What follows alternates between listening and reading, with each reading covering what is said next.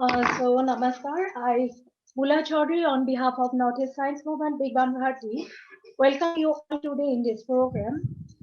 Today, on this day in 1975, India has launched its first satellite. This was developed by ISRO and named after the famous Indian astronomer Aryabhatta. To understand the speciality of this day, NESM has organized this lecture to be delivered by Dr. Kumud Chandra Bhattacharya ji, former director, Northeast Space Application Center, Shillong, Meghalaya today. We have with us Dr. Parimal Bhattacharya Sarji, President NESM, all the team members of NESM and participants from various organizations. I request Dr. Bhattacharya sir, Parimal Bhattacharya sir, to speak a few words about this program and NESM Bigan Bharati before we start the program. Over to you, sir. Yeah, thank you. Welcome to all of you in this interesting program. This is initiated by Northeastern Science Movement, which is an initiative of the Northeastern region of the national organization, Bigyan Bharati. The Bigyan Bharati is an organization which started around 25 years ago to find out how much contribution Indian scientists have done in the world scientific scenario. But during the earlier subjugation period of British and of course other period, a lot of discoveries were there which was not focused in the proper term and which is of ancient nature. So the Bigyan Bharati has started working on this for a long time, and the 25 years of this 25 years it is of 25th years now. So various types of activities are on, and Bigyan Bharati has got various sections like the generating the important interest in general interest in the young scientist and have online competitions, etc. And they will be focused to an important scientist of India. They will be attached with them and they will guide them. There are various types of projects also on of various dimension. The innovations in scientific world is of a thirst area. And people are encouraged to do innovations and including failures in the initial stages. And we don't stop the people for trying and retrying the scientific explorations. So today, this is a very interesting day, what Bula has already said about the Sputnik, which was the first satellite, was launched in 1975. And this satellite from India was named after Aryabhatta.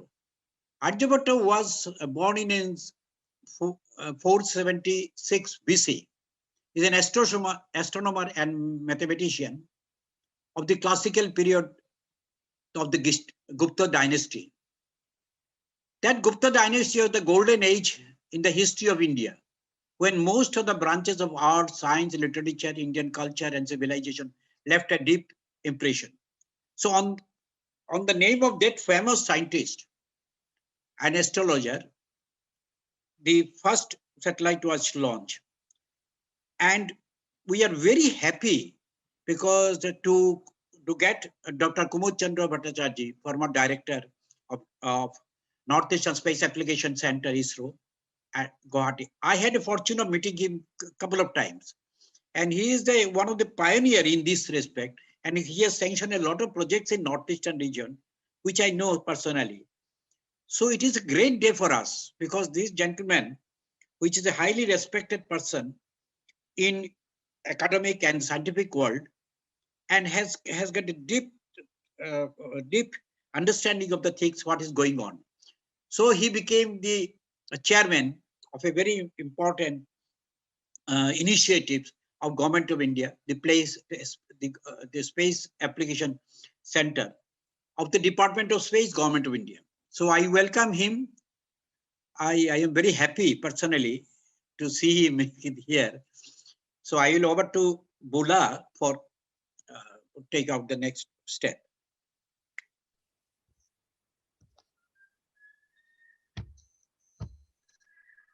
Thank you, sir. for giving the brief of NESM and also the specialty of this team. I could say Bhattacharya ji sir is already available in this platform. So before starting the talk, we can have a brief introduction of Bhattacharya sir. Dr. Pramod Chandra Bhattacharya ji is a graduate in electrical engineering of Banaras Hindu University, Institute of Technology, and postgraduate from IIT Kanpur. In 1972, he has joined Bikram Sarabhai Space Center of ISRO in Tiruvananthapuram. He was involved in various projects of ISRO like inertial navigation system design, manufacturing, and experiment used in speed control of satellite launch vehicle like SLV, ASLV, PVSLV, GSLV, etc. Later on, he became the deputy director of GSLV project and headed a number of important divisions like software quality assurance, mission and software reliability, etc. He has served as director of Northeast Space Application Center, which we know as NESSC Shillong under ISRO, Department of Spacecraft of India. He was actively involved in the extension of space application in Northeast India. As the director of NESSC, he has taken initiative in establishing the EduSFT network in northeastern states, Rural Resource Center network in Assam and Nagaland, establishment of satellite-based telemedicine centers, application of remote sensing for providing warning against transmission of Japanese encephalitis, etc. After retirement in 2007, he served as an advisor to Tripura State Science and Technology Department, director of Assam Power Generation Corporation, and advisor of Assam Electronics Development Corporation. He is the visiting professor of National Power Training Institute, Guwahati. His current area of interest includes science and spiritualism. He has published a number of books on space. Bismoykor Antarikshar Kotha is one of the books he has written in Assamese language on space, which is well accepted by the readers. With this brief introduction, I request Dr. Pramod Chandra Bhattacharya sir to deliver the lecture Aryabhatta, Beginning of India's Quest of Space. Over to you, sir. Bhattacharya ji, sir. To all the viewers, I am really thankful to Vigyan Bharati for giving me this opportunity to share my thoughts on what we consider a very important aspect of our space research, India's space research. And the day has its own significance. As all of you know that this is the day when 46 years ago, India was able to put its first satellite in a space orbit. And it was named, all of us know, Aryabhatta. So as requested, I am going to share with you what, as a space scientist, we feel about our space research as well as the great Indian heritage in science, a part of which was Aryabhatta. So we start from this slide itself. This gives a artistic view of the infinite space, where we can see the planet Earth and all these planets of solar system and distant galaxies and everything. Only thing is that they are not so close. They are millions and millions of kilometers apart. And that is the distinction of space, because it is infinite in dimension. Now can we go to the next one?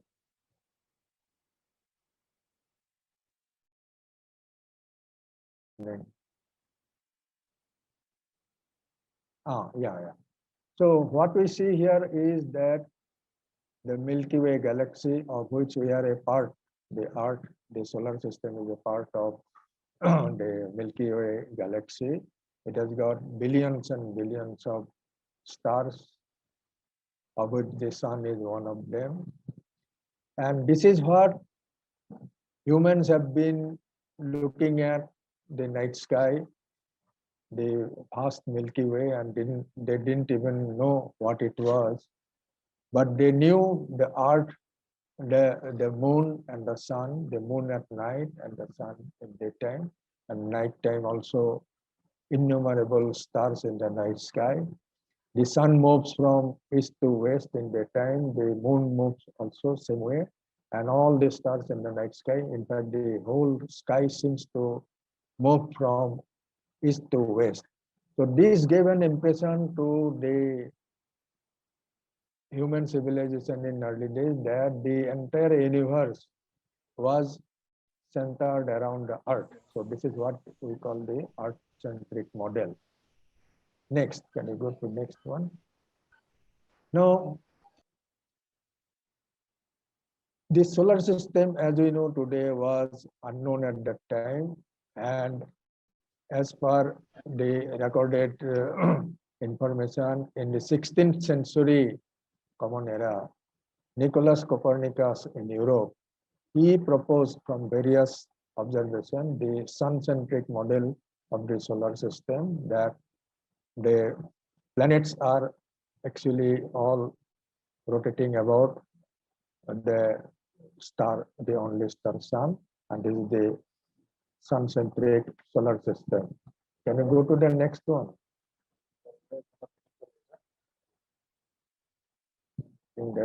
Yeah. But 1,000 years before Copernicus, there was a Hindu mathematician and astronomer in India. He had recorded that in his book, I should say book but it was not as it is what we understand as book today. He recorded that the earth rotates about its own axis from west to east, and it is not that the stars, the sun and the moon, they move from east to west. So he had explained it by an example, saying that if you go in a boat in a river or in a lake, as you go forward, you will see the trees and other things going behind you, going back in the opposite direction. So he did not clearly say the relative velocity aspect, but he observed it very correctly that all these heavenly bodies, they do not really move as we feel that they move from east to west, but actually it is the Earth's rotation.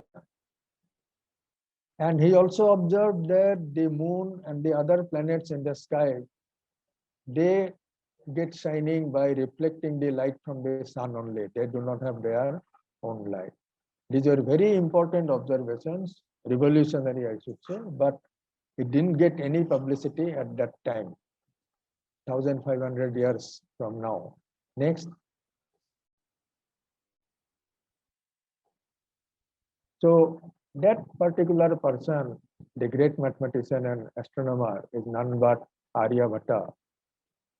Historians put him between Common Era 476 to 550, and it is believed that he mostly stayed in Kusumpur village near Pataliputra in present-day Bihar, and he was associated with also the Nalanda University, where he taught mathematics and astronomy.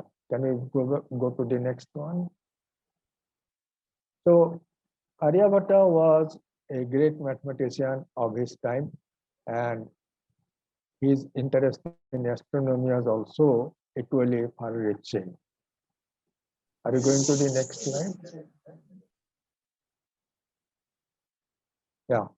So some of the important observations he made and recorded, that the Earth rotates about its axis, we have already said.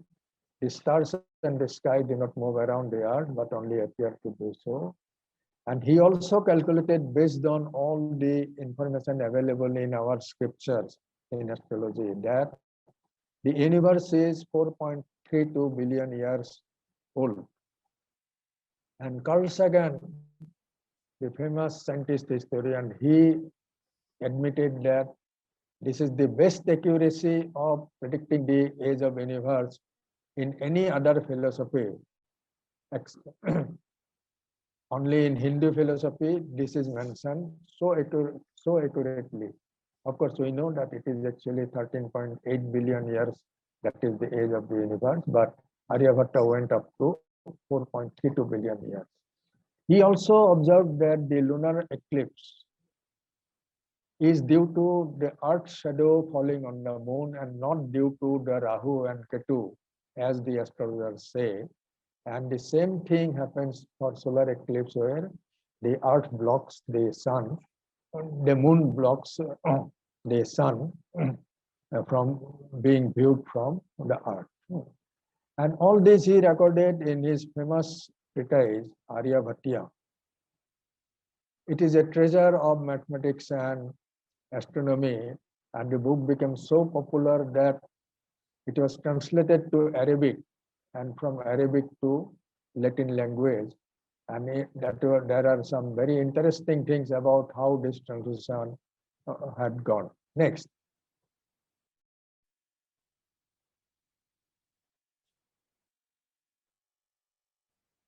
Now, one of the interesting work by Aryabhatta was about the properties of circle and chord and arc of a circle. And he had named them as Jya and Ardha Jya, also as Jya and Ko Jya. And his work were translated to Arabic language, and the translator took the word Jya to Arabic as Jiva, which means small bag in Arabic. And when this word was translated from Arabic to Latin, the Latin translator literally translated it to the Latin word sinus. So what he called Ja and Koja, that became in Latin sine and cosine, and that is what came back to India as trigonometry. So this is how it has happened that many of the discoveries by our scientists have come back at a later time, and we believe that they are not done in India, but actually they all originated in India. Next, can we go? His another interesting work was the concept of zero in his work.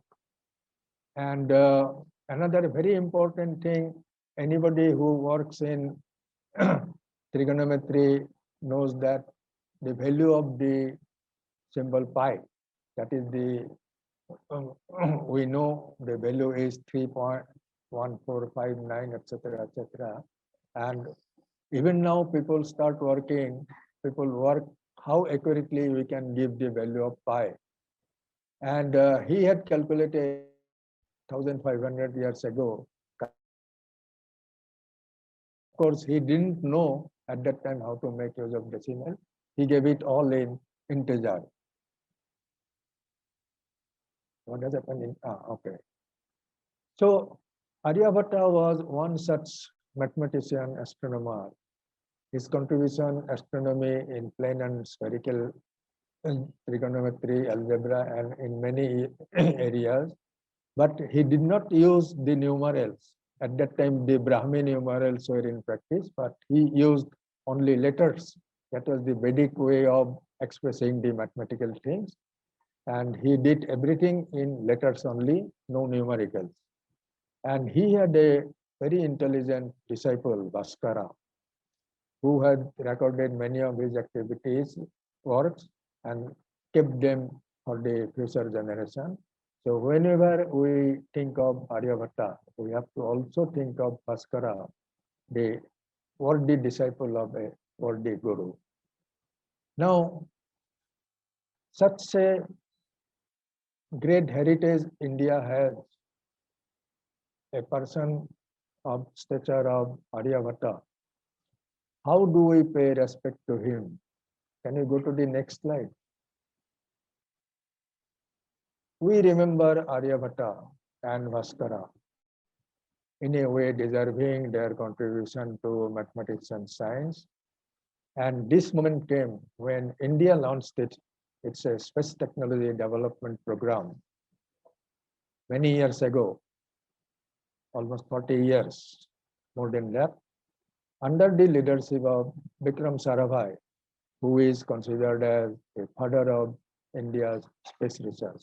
Can you go to the next one? So, what mathematician, astronomer Aryabhatta contributed, we remember with gratitude with the satellite, India's first satellite named as Aryabhatta. It was made by Indian Space Research Organization, but it was launched from USSR, Soviet Russia, on this day, 19th April, but in the year 1975. And in a way, this Aryabhatta satellite is the beginning of India's missions to space. So I'll spend the next few slides on to tell you how this happened from Aryabhatta to the Mangalyaan, how we have come all the way. So that is why, for that I take you to the southernmost part of our country, to Thiruvananthapuram, famous for Padmanabha Swami Temple. And 12 kilometers from Thiruvananthapuram, there is a village still. At that time, it was a sleepy village we used to call Tumba. So India's space research, in fact, took birth in Tumba near Trivandrum. Can you go to next?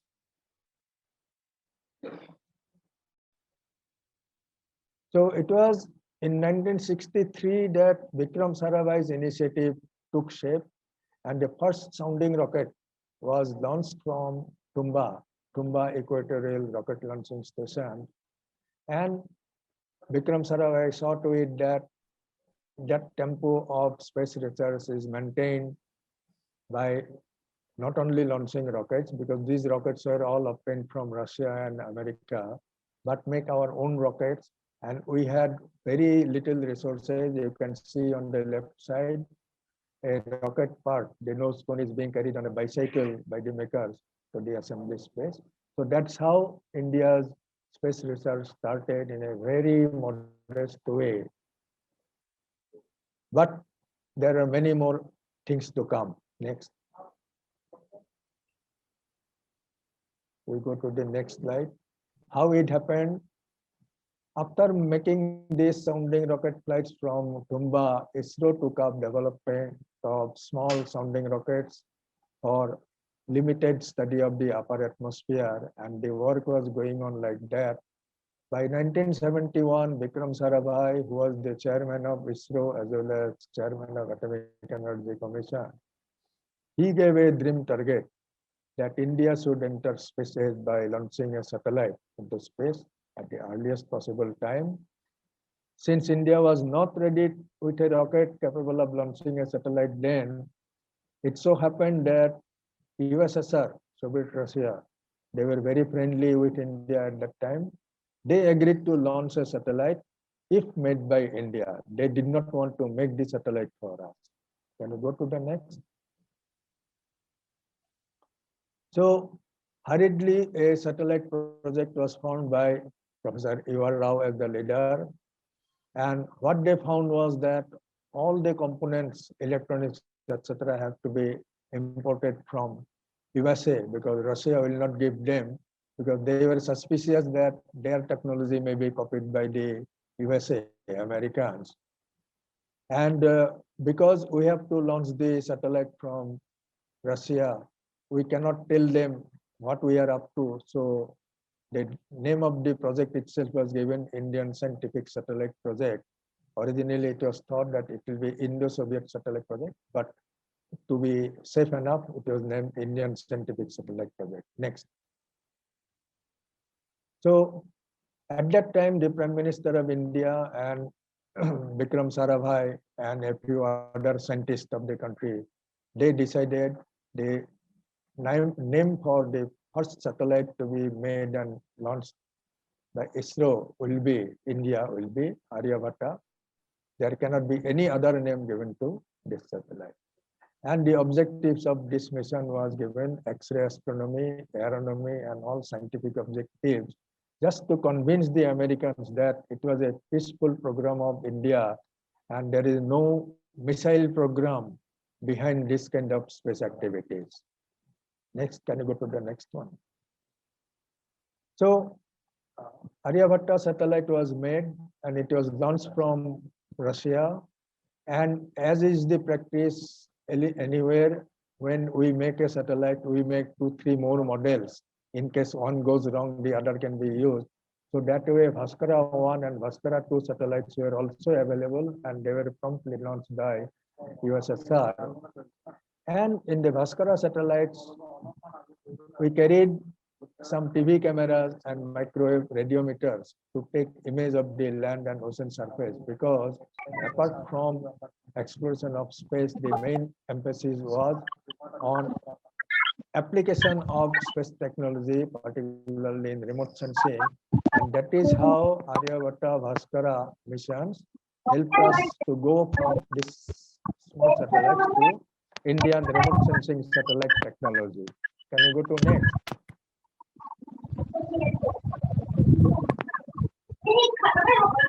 So now, by this time, India was also concentrating on making bigger launch vehicles of its own.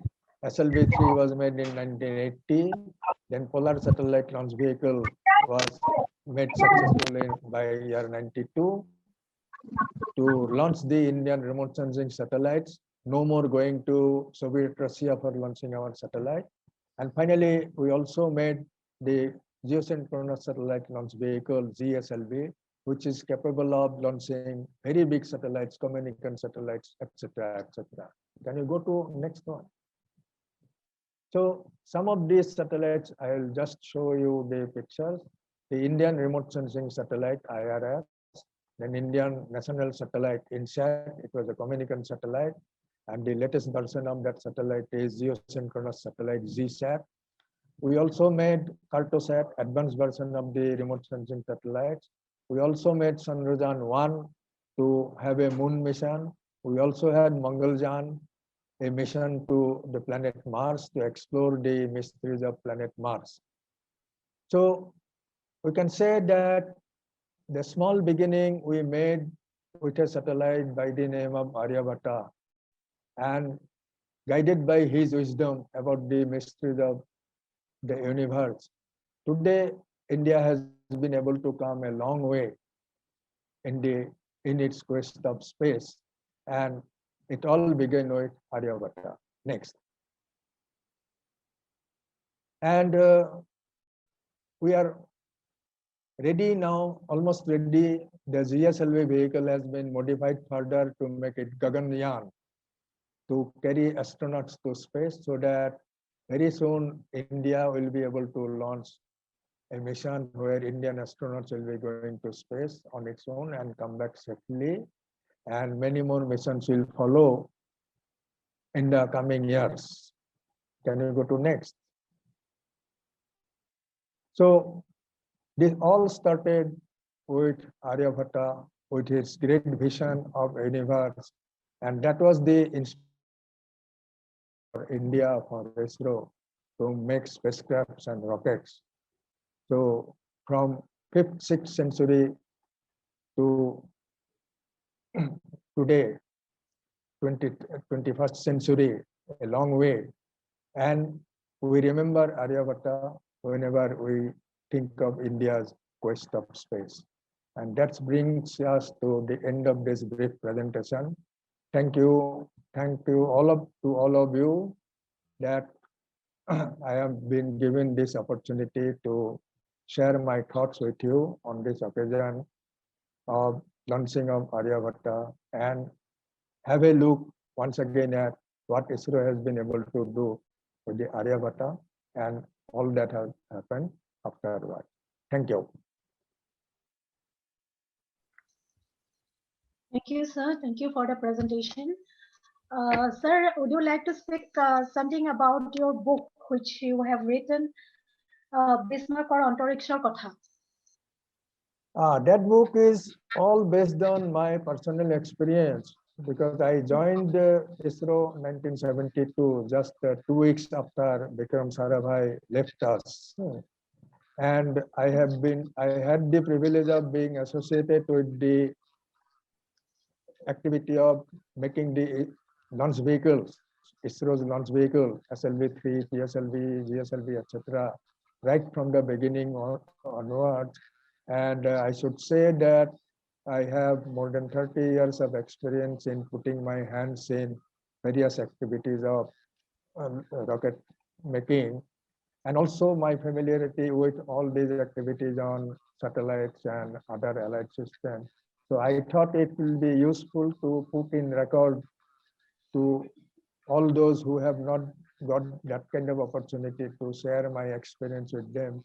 And that's how this book was written.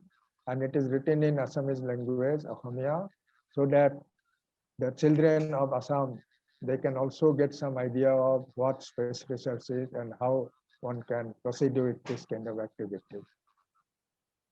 That's all.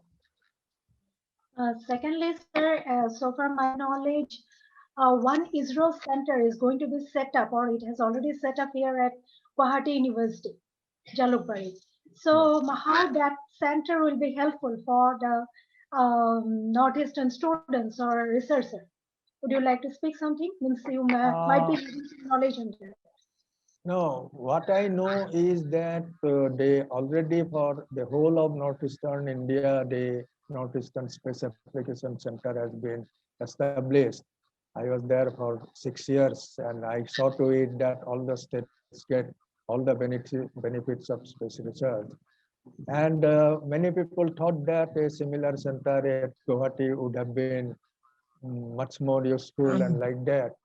And ISRO is thinking of setting up something, if not a full-fledged center, but something which can help the people of Assam also to participate actively in this kind of activity.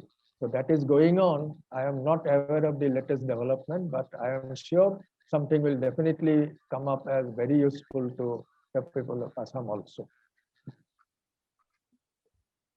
Thank you, sir. I'd like to ask the participants if anyone want to ask anything to Bhattacharya ji, sir. Amulya ji, are you available? Namaskar. Amulya ji, hi. Moi apnak bisu. You can continue. Namaskar, sir. I am Amulya Chandaburwa. On behalf of entire NESM team, I would like to thank you, sir, for your time to grace the occasion and enlighten us about our rich scientific heritage through the talk on the scientist scholar of ancient Bharat, Aryabhatta, and also our space program, how since time immemorial the lineage of these scholars inspired us to conquest, to fulfill the conquest about our space knowledge. So thank you very much, sir. Any participant wants to ask any question to sir? Oh yes, welcome.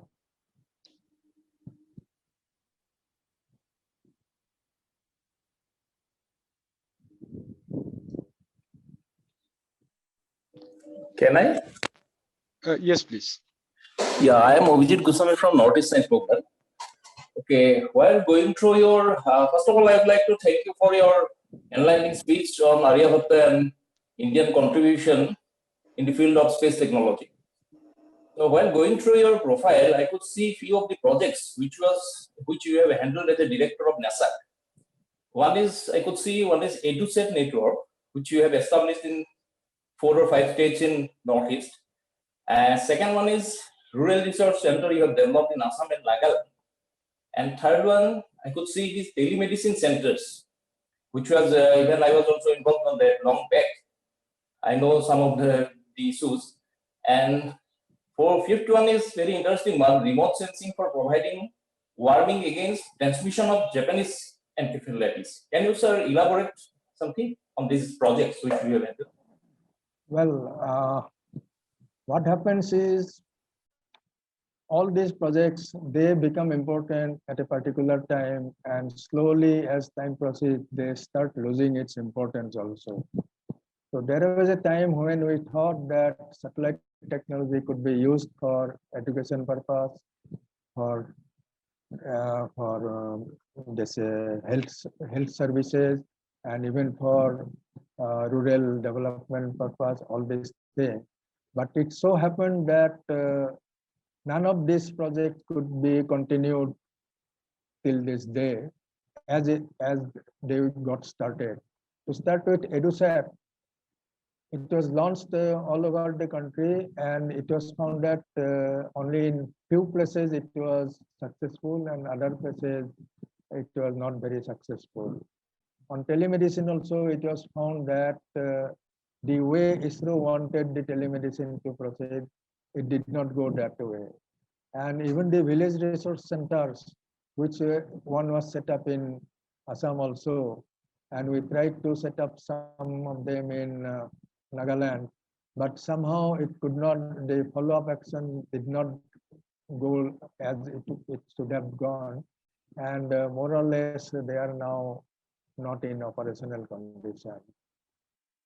And I think presently ISRO is not much interested in going in this direction, because there are other areas where people could be got interested, like making microsatellites and nanosatellites, so that the student community can also get involved in that. And there are many other programs which have come in the area of education. Many new technologies have come. So that satellite technology didn't seem to be so appropriate for this purpose. There are many criticisms also on this. So they are not being encouraged right now. So right now, ISRO is concentrating, as you get in the newspapers, in activities like a mission to Moon, a mission to planet Mars, and also taking astronauts to space and bring them back, and get Indian astronauts also to get a feel of the outer space, and finally so that they can join their colleagues in the international space stations, etc. So it is going in that direction. And since I am not directly in the mainstream activities now, so beyond this I may not be able to answer your question. So that's all I am able to say at this moment. Okay, I sir, hope that answers your query. as far as that remote, I find it another interesting issue. Remote sensing for providing warning against transmission of Japanese encephalitis may not be relevant in current times, but how it was incorporated, how it was done. No, it is that particular project is somewhat an exception. That model which we worked out with the association of ICMR Lahwal, Dibrugarh. Okay. So we find that this model is very, very efficient, and we are able to give forecast very accurately which are the areas where the coming season Japanese encephalitis may be more and more prevalent. And with every year's data, it is getting refined, and it is still worked out by the concerned scientists there in Northeastern Space Application Center.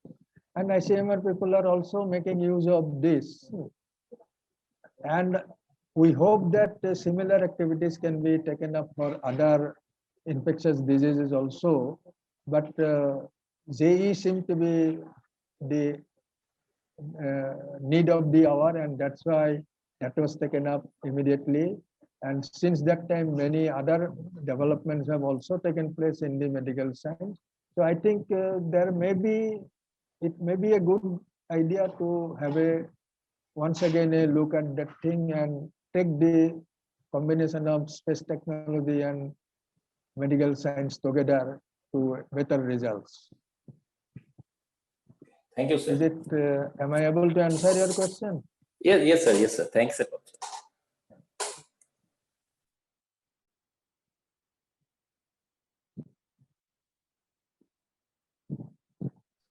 Sir, could you please elaborate the launching of the Gaganyaan? Audio to. Can you repeat? Sir, can you elaborate the launching of the Gaganyaan? Sir, Gaganyaan, launching of Gaganyaan. Gaganyaan. No. Hi.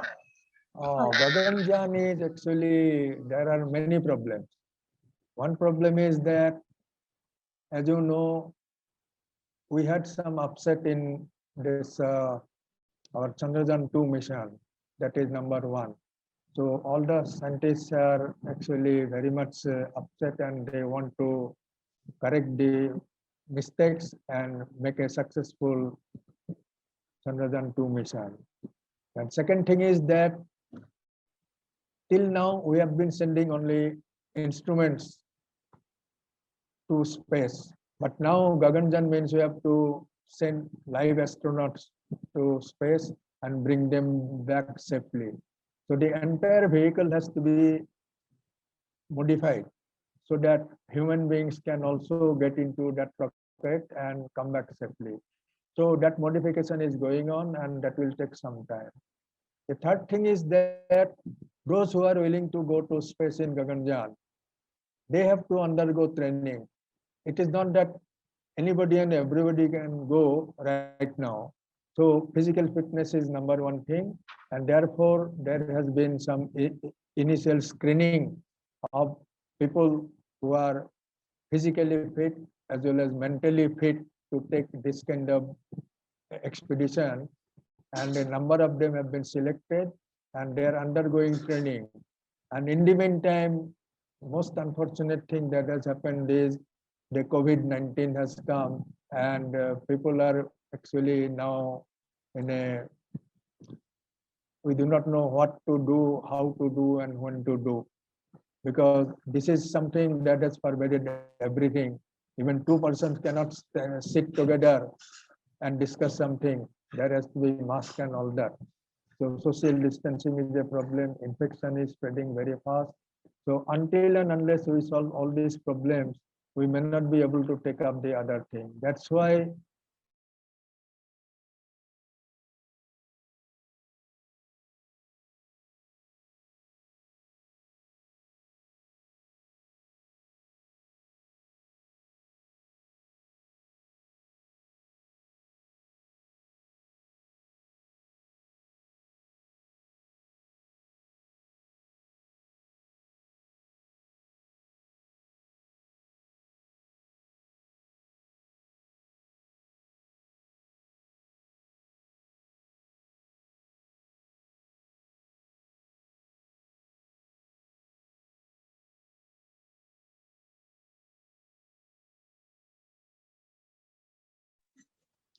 So what?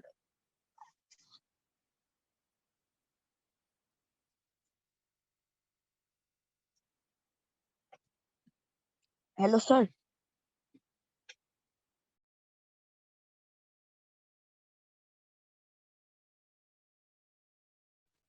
Sir, you are muted. Sir, No, actually, there may be some network problem. Sir is not available on the screen now.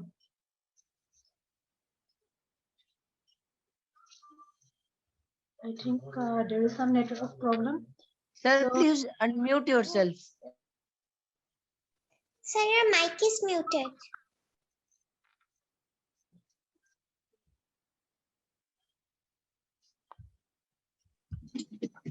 Sir, what?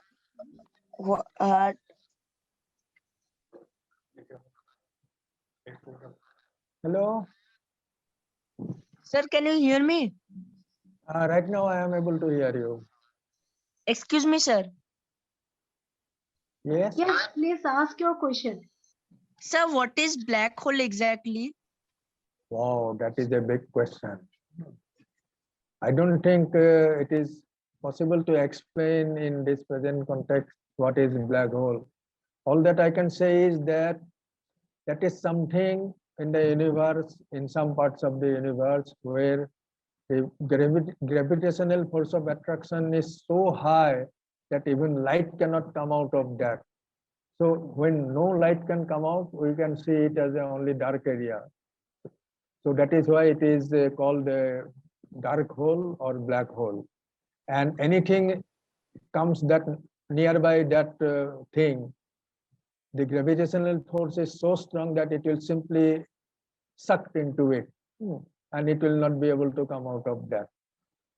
So I think right now I am able to say only that much. It will require elaborate discussion to give you the concept of what is really a black hole. Sorry for not able to answer your question completely. Sir, No problem, sir. Okay, thank you. So in our coming programs, we can think on this topic also for you, sir. And this So- will, So yes, yes, please Sir. ask. sir, the objective with which the Aryabhatta was launched, sir, was all the objectives successful? Shall I tell you what happened?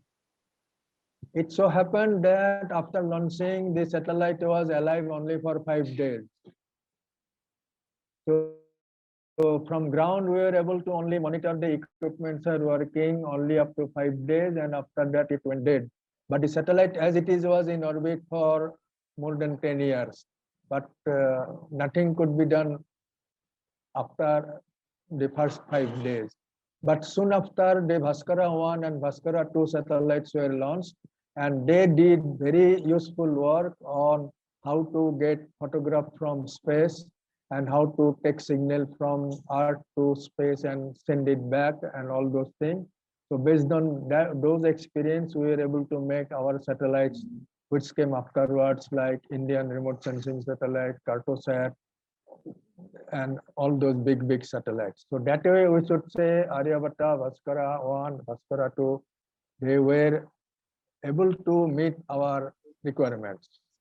what the Chandra and the two was. Thank you, sir. Pardon? What is it? Thank you, sir. Oh, thank you.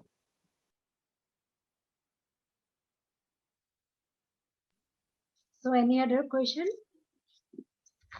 Please ask. So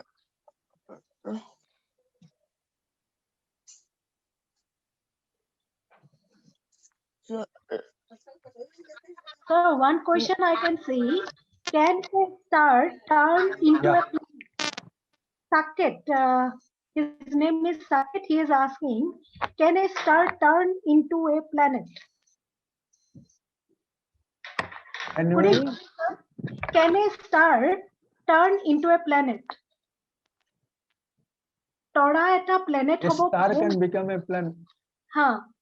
Tora eta. Oh. Tora eta planet hobar karone বহুত কিবা কিবি হ'ব লাগিব, কাৰণ তৰাটো প্ৰথমে তৰা হৈ থাকিব নালাগিব, আৰু তৰাৰ পৰা নন তৰা হ'বলৈকে there are several phases. It has to become a red dwarf, white dwarf, and like that several stages are there.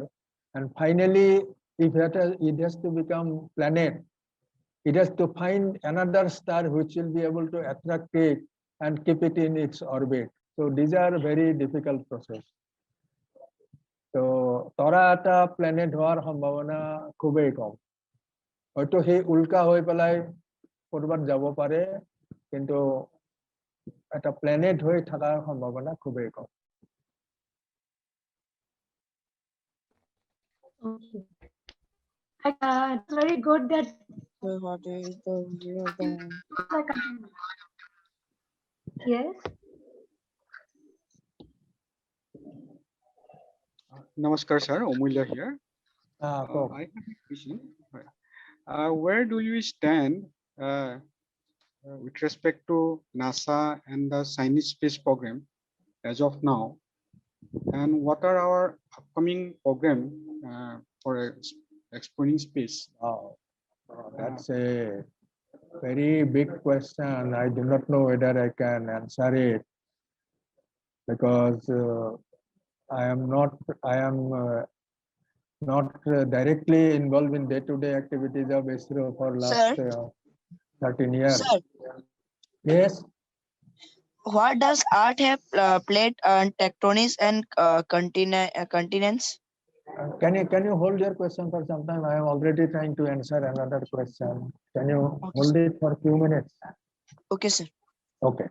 So as of today, NASA is trying to set up a gateway platform system around the moon. That is, it will be a space station like International Space Station around the moon, so that the astronauts can go from the Earth and stay there in that gateway platform. And from there, they can go to the moon as and when there is a need for going to that and come back and stay back in that. And also make use of robotic vehicles, which will go to the moon from the gateway and collect samples from moon and then forward them down to Earth. That kind of thing they are planning. But ISRO is nowhere near that. And with our resources, ISRO should not also do that, because even this kind of program, NASA has found it very difficult to manage by itself. They are associating European Space Association and German Aerospace Agency, etc., Japanese Space Agency, etc. It is an international collaboration. So in future, if ISRO also joins such associated activities, maybe ISRO will also participate in that kind of activities. And participation in that activities means that we should have our own rockets powerful enough. We should be able to build the spacecraft which will meet that kind of requirement. So that may take few years. As of today, we are almost same as NASA. Why we are saying that? Because NASA is asking us to launch some of their satellites. So Right. that way, we should say that we are almost at par with NASA, but NASA is still ahead of us, and we'll have to work for some more years with energetic people joining ISRO, so that very soon ISRO and NASA will be able to work together in many future space missions. Is that okay for your question? Yes, sir. Sir. Thank you. It keep us Sir. a lookout on the meter, sir. Yes, Thank sir. you very much. Sir, Yeah. why does art have played tectonics and continents? That you should ask a person of geology, because as I can tell you that when the earth was formed, it was formed how many years ago? More than 5 billion years ago. So it was initially all a mass of dust, and from there it became a molten thing, and from that molten thing it has solidified and become the present earth. But the core of the earth is still in a molten condition. And the surface, it has solidified, but not completely solidified. There are cracks in that, and solidification is in layers, and those layers are known as the tectonic layers, and they are in movement because of the inside molten things. These tectonic plates keep on moving, and that's how we get earthquake, and we also get the volcanoes. So all these things are there inside the earth, because the inside of the earth is very, very hot. It is in molten condition. So it is all in the process of evolution. You ask Thank you, sir. question. Okay, thank you. Question from Saket. Hello, sir. Hello, sir. Hello, sir. Hello, can you say louder? Hello, sir. Yes. Sir, what is a supernova? Super? Nova, sir. Supernova. Supernova. Yeah. Do you know what is a nova? No. Okay. how this universe, in this universe, these galaxies and stars and all these things have been found. It is believed by the astrophysicists that many parts of the universe is still full of dust only. Where from this dust have come? Now, these dust, they have been there. We do not know how they are formed, but something which we know is that there have been these stars, and these stars have been formed from this dust. Now, this dust, out of the gravitational process, they become condensed, very heavily condensed, and they become stars. And from the stars, they become what called the that still bigger things. And when the gravitational mass is very, very high, they become what is called a nova, and finally they become a supernova, and finally they explode into dust. So it is from dust they become stars and nova and supernova, and from supernova again they explode and become dust. Like that it goes on. Now this has been going on. How long we do not know, and it is still going on in many parts of the universe. Scientists are working on it. They are observing the distant galaxy, trying to see how a supernova is formed and how the galaxies are formed, stars are formed, like that.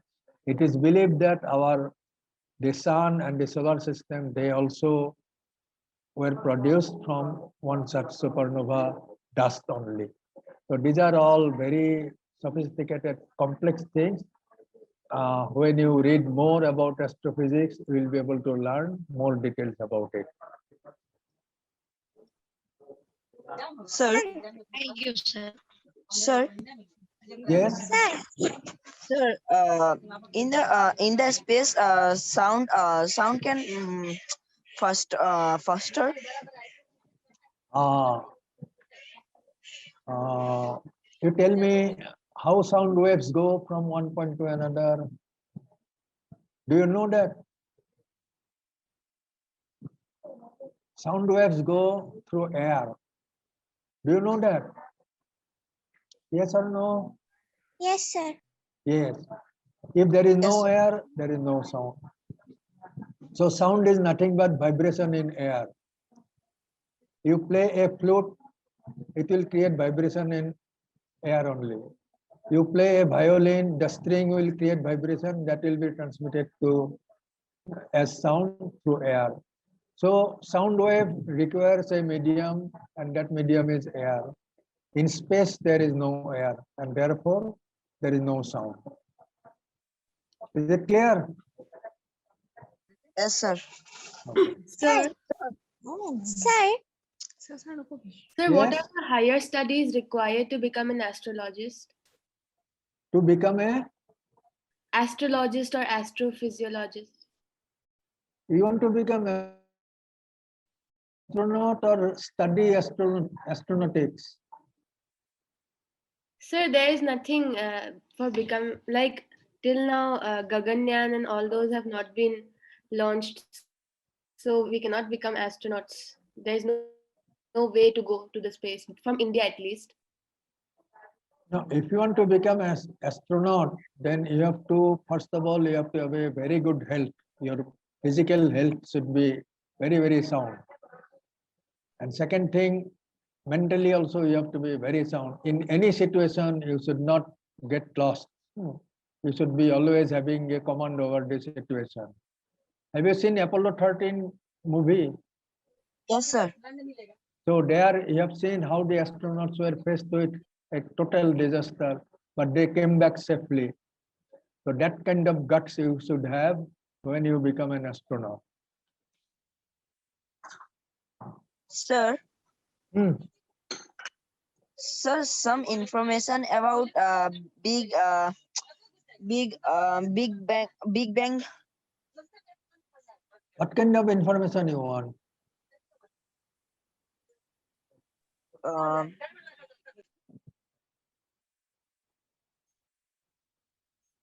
Sir,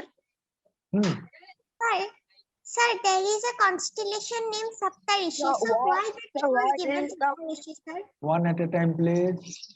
sir what? Sir, there is a constellation Sir, named Big Bang. Saptarishi. So why is the name given that? What is it? Can you repeat?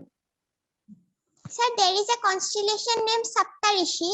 So why the Ah. name is given Saptarishi? Oh, I don't remember them. You look at some book on astronomy, you will get the names, both Western Big names Bang. as well as Indian names. I Okay, know thank only one star in that. That is the pole star or Dhruva Tara. Okay, sir. Thank you. Sir, Yeah. sir, can gravity form waves? Sir, I think 3-4 years back, there was an experiment conducted and gravity waves were detected. The gravity waves are very difficult to detect and it requires instruments which are kilometers long. Sir, what is So- gravity wave?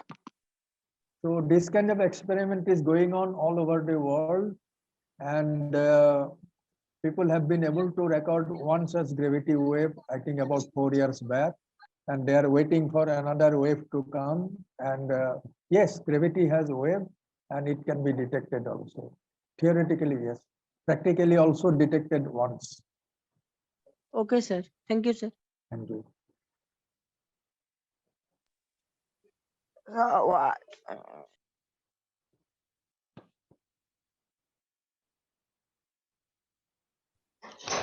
One last question we can take.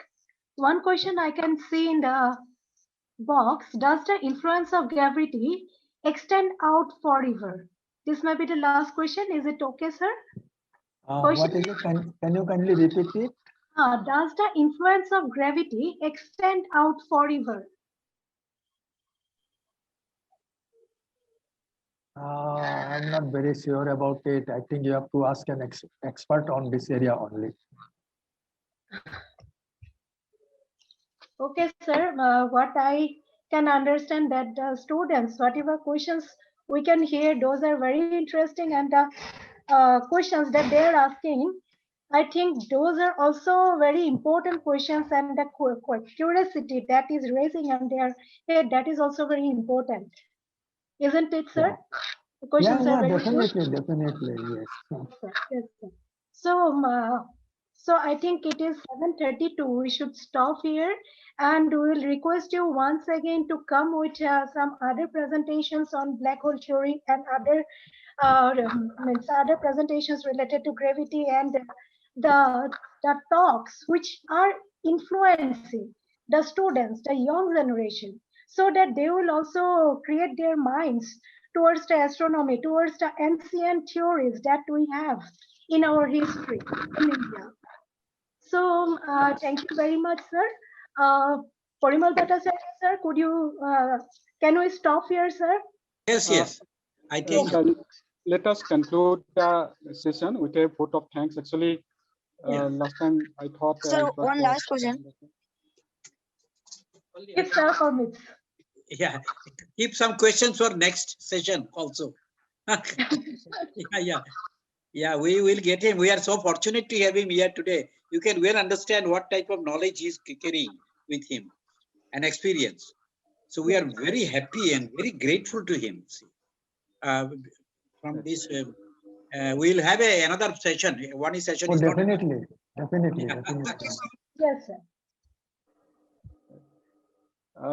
Sir, thank you very much. On behalf of the entire NESM team, I thank our distinguished guest, Honorable Speaker, Dr. Kumud Chandra Bhattacharya, sir, who despite his busy schedule, found time to grace the occasion and enlighten us about the rich scientific heritage through the valuable talks on the scientist scholar of ancient Bharat, Aryabhatta, and subsequent our space missions, which is really very inspiring for all of us.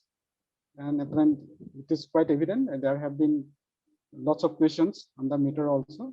It was very engaging session. Thanks a lot, sir. Thank you very I much would- from my side also. and I'll be very happy to be with you as and when you call me. Thank you, sir. I would also like to thank Dr. Parimal Bhattacharya, sir, President of NESM, for his wonderful inauguration speech. Dr. Bula Chaudhuri, member NESM, for excellently moderating the session. And I would also like to thank the entire NESM team, Sri Rajiv Sharma, Secretary NESM, Sri Abhijit Goswami, Treasurer NESM, Sri Rahul Tamungi. He was in the back for organizing the entire technical setup. Thanks a lot, Mr. Rahul. Dr. Devajit Kalita, Sri Nishan Kalita, Sri Tidip Kalita, Sri Navajit Kalita for their valuable support in making the program successful. And last but not least, on behalf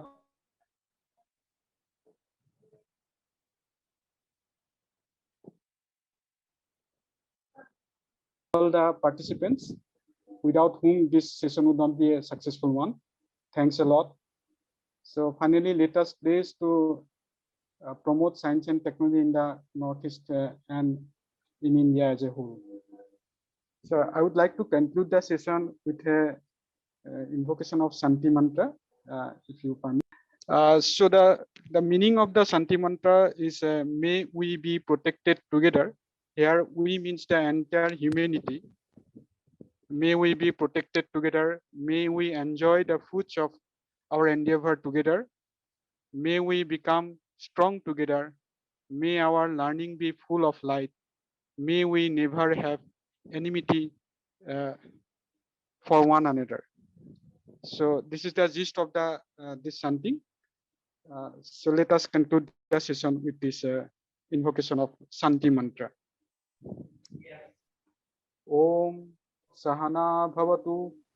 Om Sahana Bhavatu. Sahno Bhunaktu. Sahno Bhunatu. Sahaviryam Kadvavahi. Sahaviryam Kadvaveri. Tejasina Badhi Tamastu. Tejasina Kadvavastu. Mavid Vishavahi. Mavid Visavahi. Om Shanti Shanti Shanti. Om Shanti Shanti Shanti.